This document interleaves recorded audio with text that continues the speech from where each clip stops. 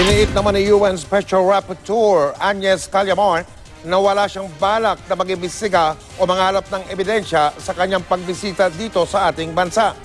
Pero sa kanyang talumpate sa dinulihang niyang pagtitipon, idiniin niyang hindi epektibo ang gyera kontra droga na nadudulot pa raw ng iba pang problema. Nakatutok sa limang refrán.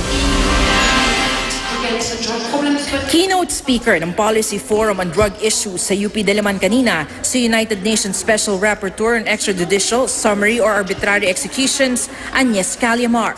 Pero personal daw itong pagbisita at hindi para mag-imbestiga o mangolekta ng ebidensya. I am here at the invitation of the university and of the task force, and I will participate to the discussion in that role, and that's the only contribution and work that I will be doing over the next 2 days.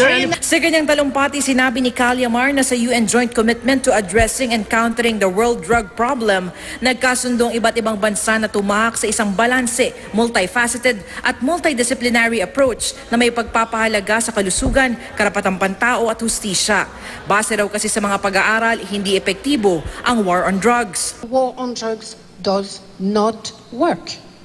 And further, that many harms associated with drugs are not caused by drugs, but by the negative impact of badly thought out drug policies. Ayon kay Callamar, may mga kasunod na problema rin daw kapag may war on drugs tulad ng extrajudicial killings at vigilante crimes.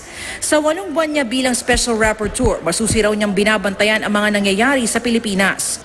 I have followed testimonies of the relatives of victims. I have seen the brave work of civil society actors, lawyers, human rights defenders, academic, politicians. I have heard debates between politicians, explanation by government officials. I have watched footage, and all are saying there are other ways, there are better ways, there are other options, and they are better option. Kasabay ng pagbisita ni Callamar sa bansa, may nag-edit sa kanyang Wikipedia entry. Highly paid consultant daw si Callamar ng Liberal Party na hangad ay patalsikin ng isa raw sa mga pinakamagaling na presidente ng bansa. Tumanggi na magbigay ng pahayag tungkol dito si Callamar. Sinusubukan namin hinga ng panig ang LP kaugnay nito. Dadalo si Callamar sa Drug Policy Forum hanggang bukas.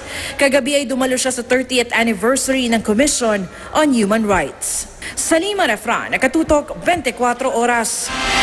Samantala, sinabi ng presidente ng Partido Liberal na si Senador Kiko Pangilinan, peke at paninira lang sa kanilang partido yung inilagay sa Wikipedia na si Callamar ay consultant umano ng kanilang partido.